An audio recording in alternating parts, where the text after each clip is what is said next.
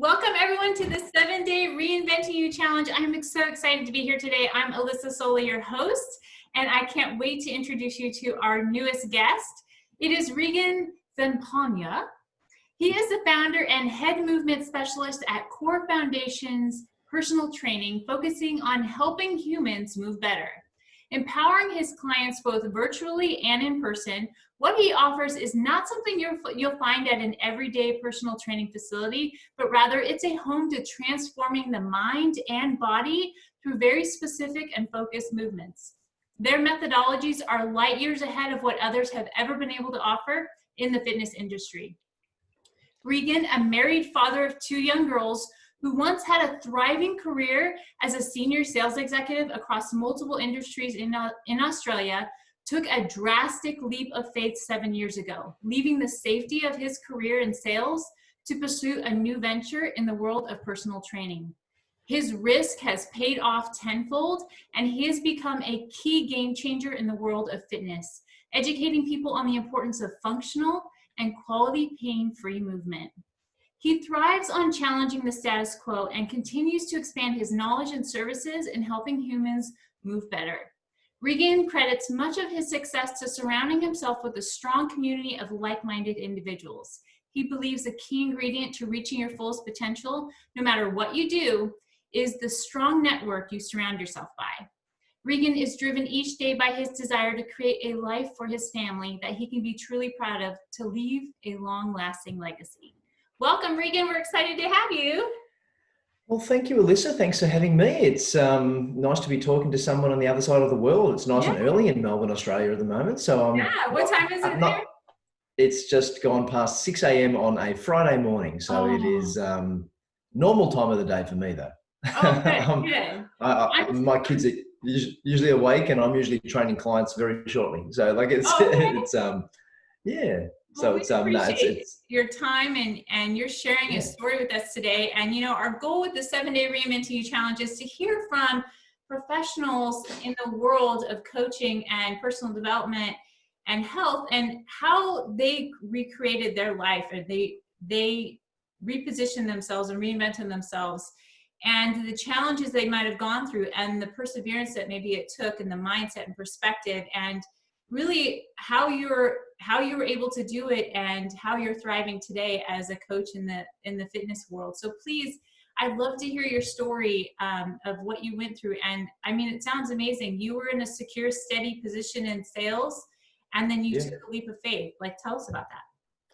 Yeah, well, you know, I'm 42 years of age now, and I'd been sort of in sales environments probably since the age of, like, my first part-time job at the age of 15, you know, working in like a big department store or something like that. And then, you know, I was finishing high school, and then went to university, and was doing a course, and had no interest in it, and left pretty quick. Only lasted maybe 6 months, and then sort of got to that fork in the road where you sort of go, well, I don't want to do this.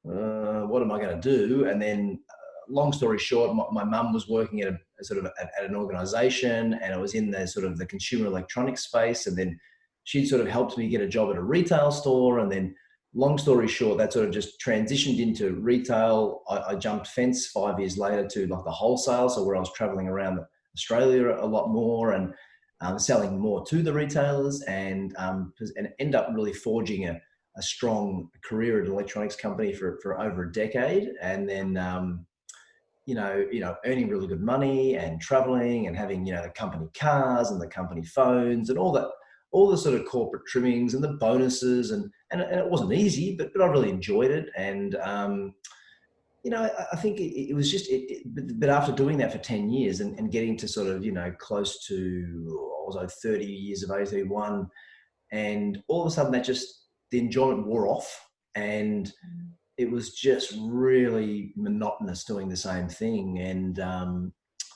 it sort of got to another sort of juncture where you think, okay, maybe I just need to change industries. I think I'm good at what I do. Like, I was doing good. But I think if I stay in this industry, maybe I don't leave it. So I'd spent, you know, 6 to 12 months repositioning myself to try and look at a whole entire different industry. And I think as some people may or may not know who have done it, is when you're sort of been in a place for so long, from the retail to the wholesale, you're sort of 15 years there, and even though your skills are quite transferable, but you're stuck in this area, and other companies sort of look at it and go, well, but you're not in, say, this field, and and it's sort of, it takes a long time, and you've really got to play the game, I think, of finding out almost how to sell your way into this new industry. And I ended up doing that at about 33, 34 years of age, and went to a very big Australian company in like a totally different space, going from selling electronics to selling like copy paper and envelopes, and it was a massive, it was a really different one highly, electronic, and one paper, and but the difference was, it was a big role, massive amount of products, massive amount of revenue. And I remember sitting in there after 3 weeks going, oh my God, this is just the most boring job I've ever had in my life. And as you can imagine, after spending 10 years doing what I was doing, then I took all this time to take the change. And then I was sitting at my desk every day going, oh no, like what next? And it was just sort of like, maybe this is just a transition thing. Maybe this is going to take a bit of time.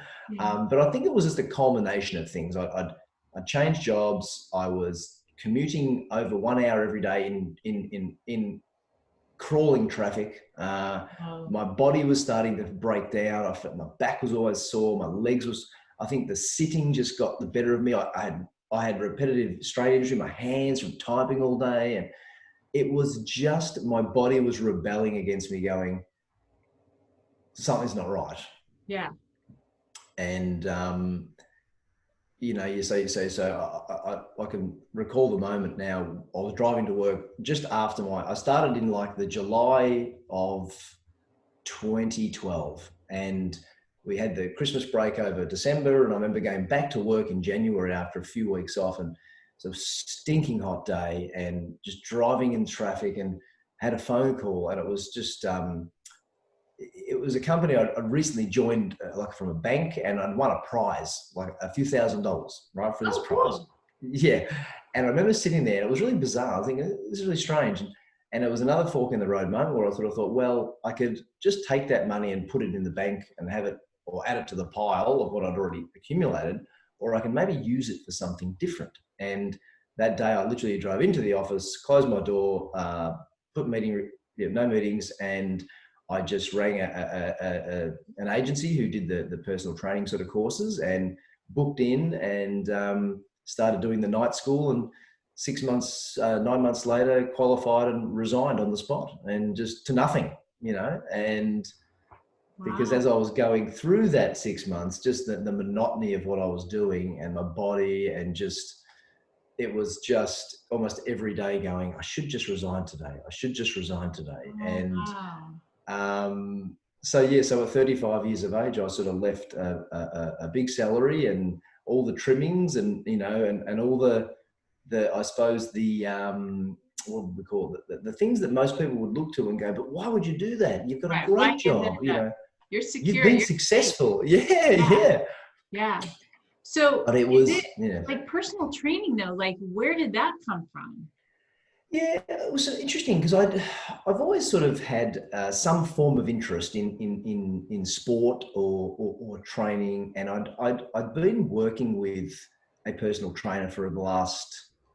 I'd had one a trainer on and off for about a decade, roughly. Okay, and I back in the day when I was in my 20s, I had the typical sort of, I suppose, go hard bodybuilding type trainer, and looks like Arnold Schwarzenegger and everything, and yeah.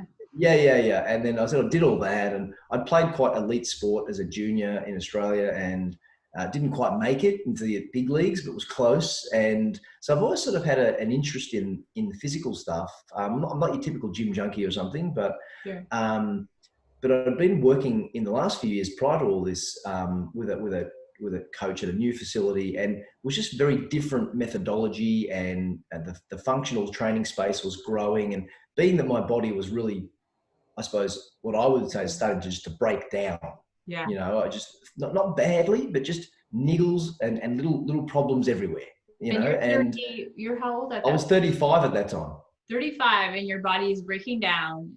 Yeah, Yeah. totally. Like Okay. a bad back and just sore and stiff and, Wow. you know, constantly, like, you know, chiropractor or physiotherapist or massage or, you know, I was just chasing, I just sort of felt like a rat on a wheel, and it just kept frustrating me thinking, you know, is this just my body? Is this normal? You know, that I'm seeing a trainer and I'm doing this and I've got a good job, and yet I'm still sort of sitting there. My body was rebelling against me, but working with this particular gentleman at the time, he just showed me a lot of different things, and he looked happy all the time, and it was sort of like, I remember someone asking me, you know, a few years earlier, and they said, you know, what would you do if you weren't doing what you're doing? And I just sort of said, I think I'd open a gym, or I'd do something in that space. Yeah. I don't know. It was the first thing that popped into my mind. And then it was probably the first thing that popped into my mind after changing the careers and doing all that, to go, I think I'm going to maybe pursue this and just see where it goes. I hadn't had kids at the time. I wasn't quite married yet. So I just figured there was a window that was very close to shutting on that opportunity. And I just slid out the window, you know, and went and did it. Wow. I'm taking some notes here. That's amazing. So how did you do this alone, or how did you like start your own gym and really dive into this and begin to make money? And, you know? Yeah, it was, so when I obviously got qualified, I mean, obviously you've got to do, I mean, in Australia, it is, the tricky thing, I suppose, is you go, it really challenges your ego, because you go from being in a senior management position, earning big money, to just becoming a personal trainer, which in the industry is really not regarded, it's not really regarded, you know, it's like, you know, type of thing. And so it was probably dealing a little bit with the ego of building up some prestige in the career that I had, to going to sort of the bottom almost, because it just sort of felt a bit like that. But I left my corporate job to nothing, and I gave myself, I built up some collateral. I had savings, and I had an investment property, and I wasn't married with the kids yet. Like I had a girlfriend long term, but I wasn't really stuck with big debt or commitments. So I actually had the ability to not work for a year and earn nothing and still be okay. Yeah. So I had sort of a quite a solid security blanket there from a cash perspective, to at least not feel like I was totally up against it from day one. Yeah. So that was probably the educated risk. So it wasn't like I just threw everything on the line to nothing. And I did have a little bit of security there, but in the end, I just was knocking on doors of like big gyms and stuff, because at the time you've got to start, and like I wasn't going to just go and open something and not really knowing how I'm going to perform. I hadn't done it before. And so, you know, I just contracted at a gym, and you know, I sort of came in with a plan though. Like most of the people in the gym in Australia, I'm not sure how it works over there, but they're just, you've got your gym and you've got all the different contract trainers, and they've all got like their own business and their own sort of way of doing it. But I'd come in with proper business cards with my own branding and like proper FPOS and payment machines and proper branded t-shirts and proper jackets. And people are sort of looking at me like, who's this guy? Like, he's working at Fitness First, and he's got all his Core Foundations branding. And it was just like, I was sort of like, you could already see I was taking a different perspective, because at no stage did I just want to be just the trainer at Fitness First, 6 days a week, talking to the members. You know what I mean? I thought my skills, being older, having a body that had injuries and broken down, and I wanted to position myself as the person who could really relate to almost anybody, whether they're 20 or 70, because I've sort of been in the middle somewhere, and I've done that and I've sort of done that. And in my previous career, I dealt with a lot of senior executives and I dealt with young kids. And, you know, I just sort of thought my scope and experience was, and I used to jokingly say, like, I've gone from selling products to selling me. Mm. And I wanted to make sure I positioned myself from day one seriously. So I always had a point of difference or a unique selling point, or the professionalism that I brought in my previous career, which I think was and is globally really lacking in this field. I felt that if I came straight in and hit a home run, then it's going to set me up better. Yeah. And it sort of was the case, but then also it bore a lot of jealousy too. I had a lot of people try and stop me, you know, in that gym, and, you know, wouldn't allow me to have my own business cards and wouldn't allow me to wear. And I mean, I went through some really tough challenges about 6 months in there, where ultimately people tried to put me out of business. They just didn't like the fact that I was doing things differently, that I wasn't just, I suppose, falling into line. Like, you know, there was a club manager, and I think he was used to dealing with young kids with no experience who wouldn't push back. Yeah. And I came in probably way more qualified to run the business than he did. And he just did not like it. So I was getting people to, like, I would never get any leads, or no one would ever recommend me, or so I had to go. Going? How did you find the motivation? It was very hard. Like, there was a time there, because I got married in that time as well. So I had a few weeks off, and then wow.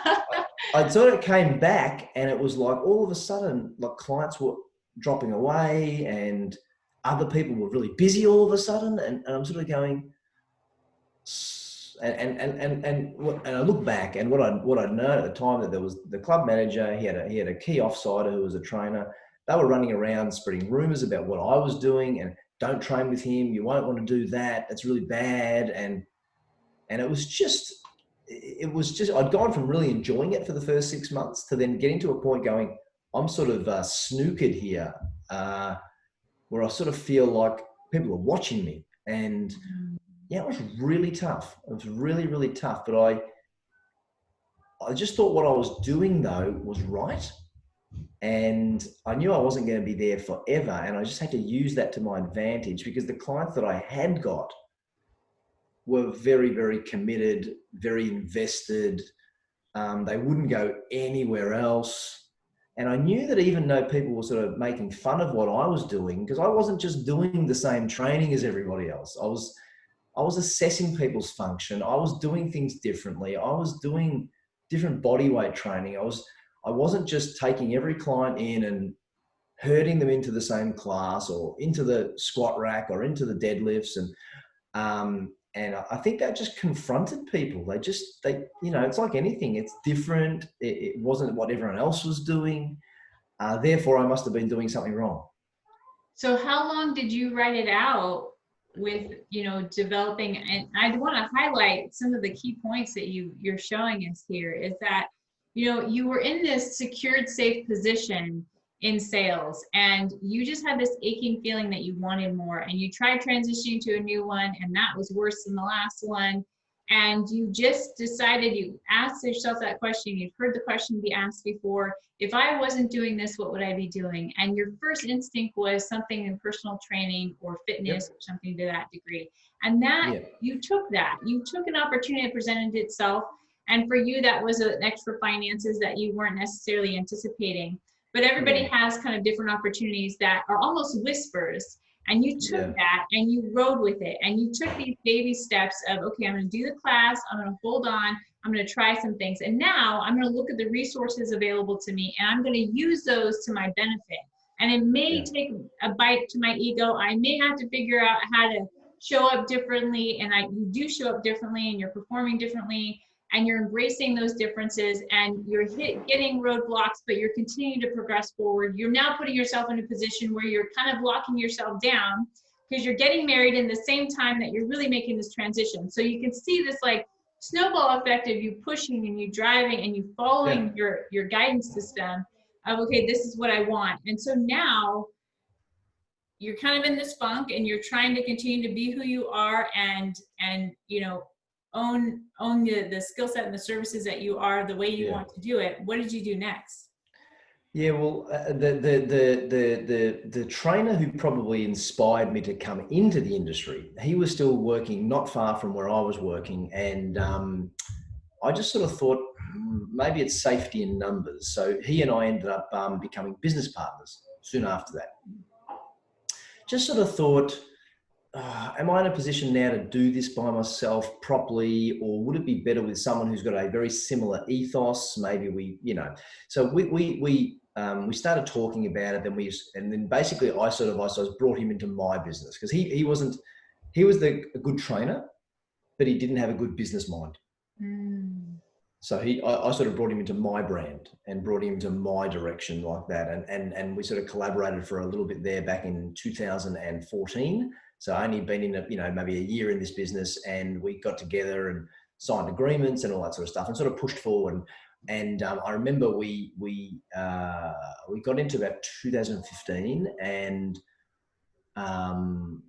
we were sitting down. Both our facilities were big gyms, and they were pretty close together, a couple of kilometers, and not far from where we work, which is actually where my studio is now. We were having a lunch one day in a cafe right below my studio now. Okay. And it used to be like a Pilates studio. It's been many things, but the last thing it was before I took it over was a Pilates studio. It's really nice little, like what they call a concourse, little shopping strip, and very local, very busy. And it was just outside of all the non-competition clause things in our contracts. And we just sort of sat there one day and we sort of thought, geez, wouldn't this be a great place to be in? It just looked like it was the right size. It was in the right area, a very affluent suburb. And that was in about February, March of 2015. And not long after that, I was driving back to work to train some clients. And I got a call from my business partner who said, oh, listen, I've just decided I'm not going to do this anymore. I don't want to be in the business. Yeah, I'm just not ready for it. I'm out, and I was just sort of like, okay. So yeah, so here we go again. And it was just like anything, it's that sort of the bomb drops and you just got to settle with it for a moment and think, okay, not the end of the world. I think we don't owe any money. There's not but it was sort of back to square one. I'm at this place. I'm not really enjoying it now.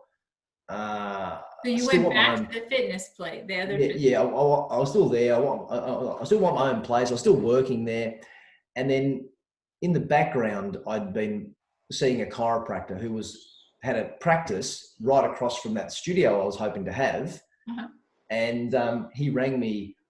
We'd sort of been talking loosely. Hey, how do we bring the allied health world maybe into the fitness and have a referral thing and, yada, yada, yada. Look, it was just loose conversations. And I remember in the July of that same year, 2015, I got a phone call from Alan saying, hey, how much space do you think you need?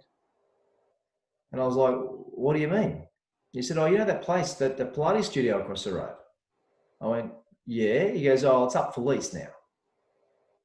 I went, okay. And it was sort of like, oh, this is, not even been 2 years in the industry, and this opportunity that we sat there one day and said, hey, wouldn't it be great to have this place, is now knocking on my door saying it's ready. And I sort of thought, oh, geez, this is a big investment, and am I ready for it? Look, it was just that real moment of going, the universe has opened up this space for me now, and I am really nervous about doing it. And long story short is I ended up taking the lease. I ended up doing it, but also the chiropractor who we'd been had been my chiropractor, he was looking for more space, and the way it was sort of set up, we thought we could do a studio plus some rooms out the back. And so he ended up basically subleasing space off me. Wow. In that studio. So it enabled me to have a cost benefit Sure. bring in like a dietitian, a myotherapist that he was going to control. He was paying me rent. I was going to have the floor. So we ended up going into, I took the lease and he was my subtenant. So 3 months later, we opened the doors. Wow. In October of 2015. And that's when Core Foundation's personal training at the time, which was the Corrective Health Centre, was born in October 2015. So just over 5 years ago last week. Wow. And so you began to surround yourself with people as you know, I know that's kind of a key component is, you know, you have this push, this drive, this eagerness, you're getting beyond your ego, you're just taking the steps, you get roadblocks, you get pushbacks, you think you find someone who wants to align with you and be in it with you, Doesn't. and he backs out. But then the more opportunities present itself, and in part, you're probably taking action. You're probably having conversations with this chiropractor. Yeah. You're not just sitting here going back to the gym and sitting on your butt and be like, oh, I hate being in this position, but you're actively engaged in your life to pursue this dream. And then the opportunity presented itself, and it wasn't easy. It was probably scary as hell, but you jumped in, and you've been here, you know, for 5 years now, and you're making an impact in the world. So, but wait, there's more. Okay, yeah, please. But but it's interesting because, you know, like I knew this particular person, the chiropractor who I was dealing with, there was something about it that just, it was almost like doing a deal with the devil. I just felt that it was necessary, but I just had this feeling in the back of my mind that it's not going to work exactly how I want it to. And, you know, when you're doing these commercial leases, you sign a 3-year lease with 3-year options and all this. So it's a long-term commitment, and, you know, what we thought, and it was sort of going okay, but we ended up, you know, as the journey went, you know, it was just me, and he put in some allied health people, and we thought that was going to be a really good referral thing. And then we wanted to put in what we call, there's a person who, like an allied health professional called an exercise physiologist. So they're sort of like a bridge between personal trainer and, say, physiotherapist and allied health. So they sort of come in that allied health. They have a degree. They work a little bit more with like chronic disease management and Department of Veterans Affairs and work safe and all that sort of stuff. So you can use your health insurance to see them, whereas you can't use it with me. So we ended up putting he put some of them in. They were sort of competing a little bit. That didn't work. We then decided to hire someone together, of which, you know, we would have the mutual benefit. And so we did that. And at the time I thought, well, that grows the business, and we've got more people, and we've got different avenues. But then as it went, it was like I was doing all the work with this employee. I was taking up my floor space and committing my time and resources, and he was taking half the money. And also providing a lot of roadblocks, and didn't want to spend anything, and didn't really want to do this, and then would email me, always say, oh, there's a problem. Why isn't she getting busy? And it was sort of almost like he was paying his rent, which wasn't massive. He was collecting individual rents from all his allied health. He was taking half the revenue from this, basically a trainer. And I was just sort of looking at going, this is a really good deal for him. It's a really good deal for him.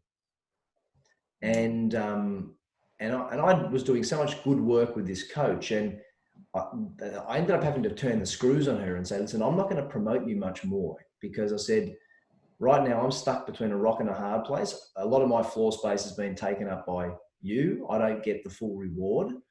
And quite frankly, I'm going to have to think about how we move forward with this. And long story short, after our first 3 years of our lease, 1 month to go, she resigned. And it was like, ooh, again, the bomb drops, and you think, okay. But then I thought to myself, well, she's the connection between him and I. And I went and told him, and he's like, oh, well, we've got to hire somebody again. And I just went, nope. And that's when he just went mental. And we ended up getting lawyers involved. He was trying to sue me, and within 1 month, the most stressful month of my life, I think we kicked them all out, and I took the entire facility for myself. Wow. So yes, it was, and now it's fully and wholly all the thing. I've redeveloped it. It's got consulting rooms at the back and bigger studio and stuff like that. But it was a real. I've never gone down that path where I've had to.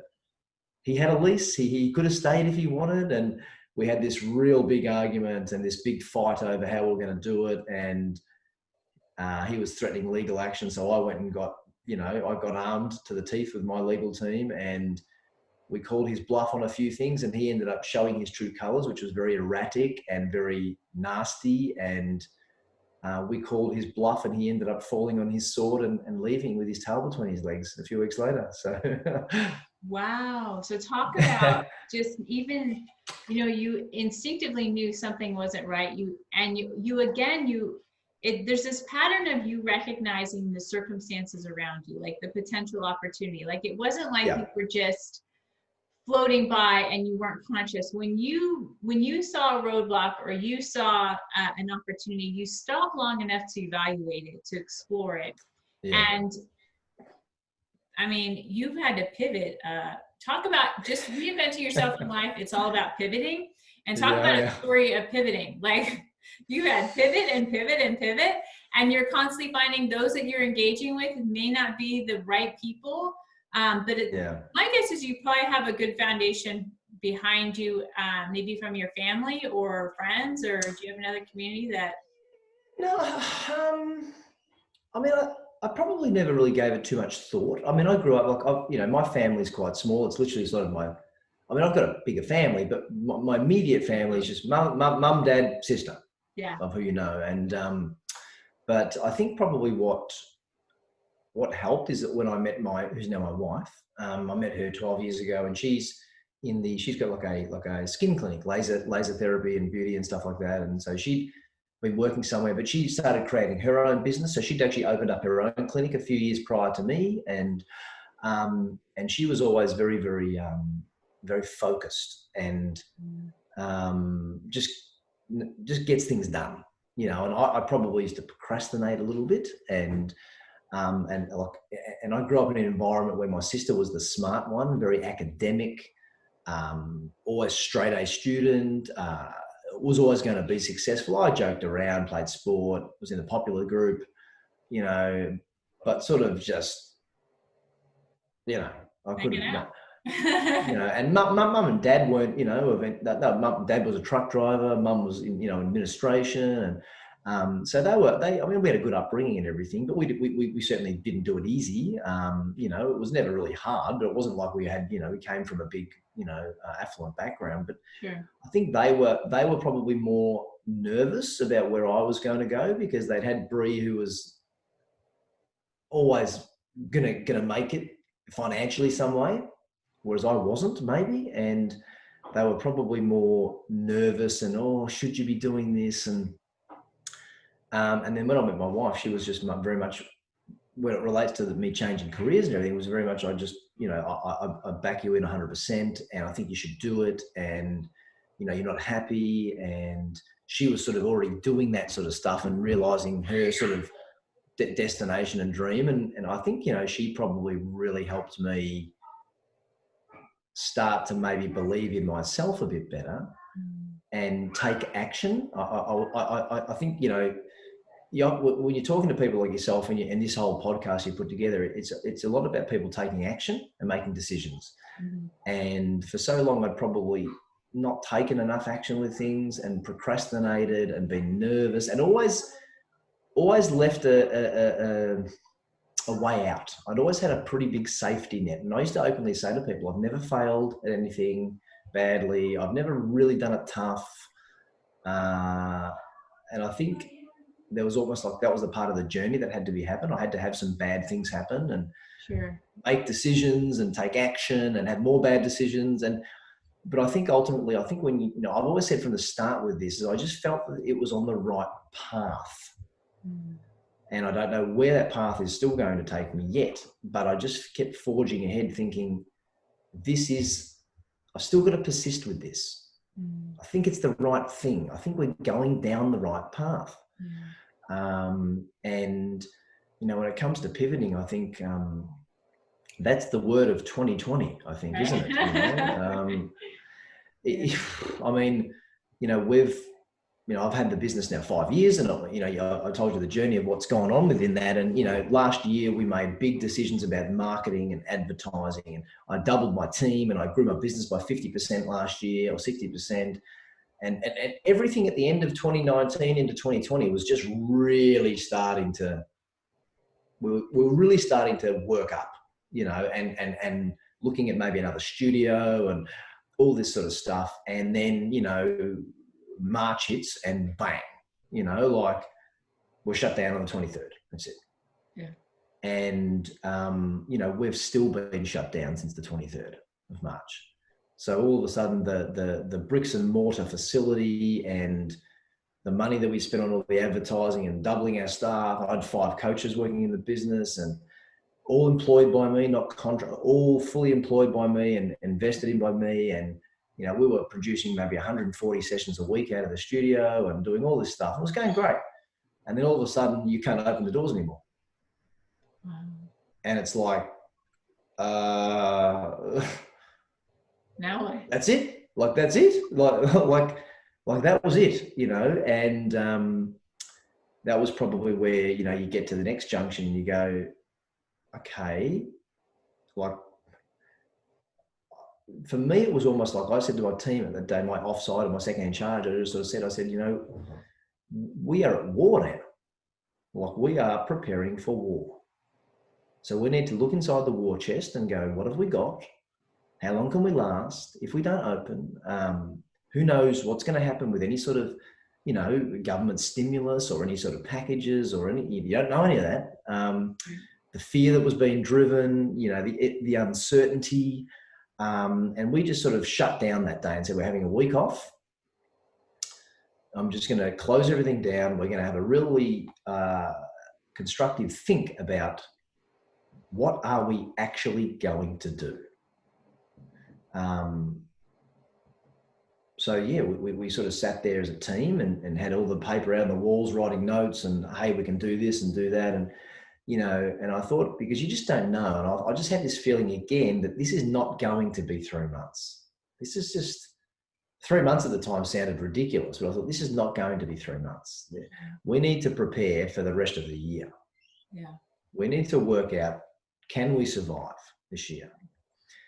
And so, you know, I suppose what I'm trying to get at here is the moral of the story is the decisions and the actions and all the things that I'd done in the previous 5 years had every one of them had sort of had worked my mind muscle. My mind muscle was getting stronger and stronger and more decisive and more definitive and more confident, because bottom line is the vision that I'd created was strong enough that even with all the problems there, it kept galvanizing us and magnetizing us to going, it still feels like it's the right thing to do. So the training methodology we selected and we've forged ahead with very heavily, the people that I'd hired, the marketing spend that I spent last year, which again was a huge undertaking for the business, but it had enabled us to get to a point, and I don't say this lightly, but overnight from the 23rd of March, we lost 50% of our clients. Overnight.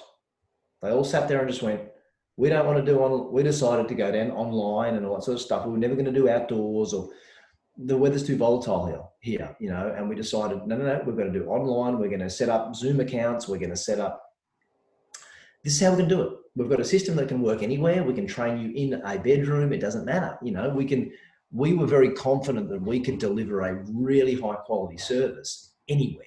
Yeah. It just sounds like such a great lesson of control. Like you took control of the situation that was no longer in control. Like you were shut down. You stopped still. Again, a model of holding still, being present enough to look at your situation, your circumstances, and really make an evaluated decision. Yeah. And you figured out how to control what you could control. from a Totally. financial perspective, from going online versus doing it in the in-house, from communicating with your team, what could I control? And you made it happen. You continue to forge forward. I mean, it's just what an amazing journey. Like, talk about, I love, you know, how you spoke to you've built that muscle, that the challenges that you have gone through in pursuing a dream have allowed you to have the strength to keep you pushing forward, have taught you the skills you need to keep you to push forward. It has almost reignited that why, that passion that you have, and it won't stop. And you keep finding a way to pivot, even in 2020, when shit hits the fan. And yeah, it's, what an amazing journey. And I think that's been it, you know, and I jokingly, I don't lightly say this, but I think if this happened 5 years ago, I would have been in trouble. Yeah. Like, I really, really do believe that I can't underpin the importance of belief, vision, making decisions, and surrounding yourself with good people, because, you know, I think this is what we are seeing. And I know, you know, just with friends or even just in the industry that I'm in, like, it has been decimated to the point where I actually think we'll have 20% less businesses in my industry next year. Maybe more. Yeah. Because where are they going to go? Gyms are closed. It's not going to be the same moving forward with gyms and packed crowds and classes of 40 people. And, you know, this is going to change quite astronomically. I might be wrong, but I have a gut feeling that it's never going to be the same in a gym ever again. And it's going to be mandated differently, and people are going to be nervous still, and they're not going to, that habitual training behavior that they've had for so long because they just sort of could. I just truly believe that it's like anything, technology is making our world easier.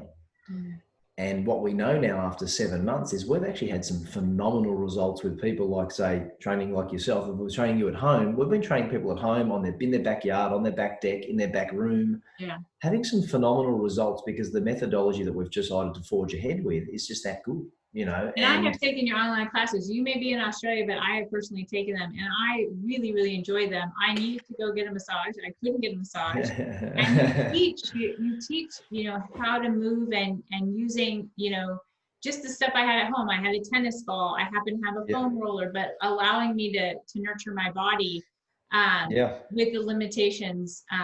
And so you provided a platform for me to be able to create control in an area that I couldn't control.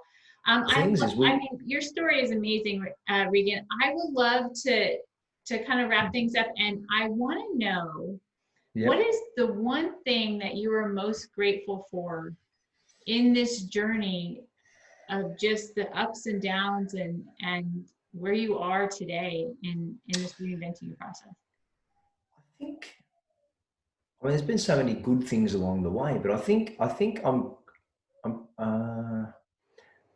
really grateful for some of the things that I've been able to learn, and just the ability, you know. I've gone very heavy into personal development. You know, I never used to be in that space. You know, that has made an astronomical difference to my whole being. And the methodology of the training that we do has, and it's going to sound funny, but it's a physical training methodology that has galvanized my mindset and made my body feel so good that when my body is feeling good, it creates enormous energy throughout my day. And you know, so those two things coupled together have been, you know, incredibly powerful. But I think I'm grateful to have a support network like my wife, and now I've got 2 young kids.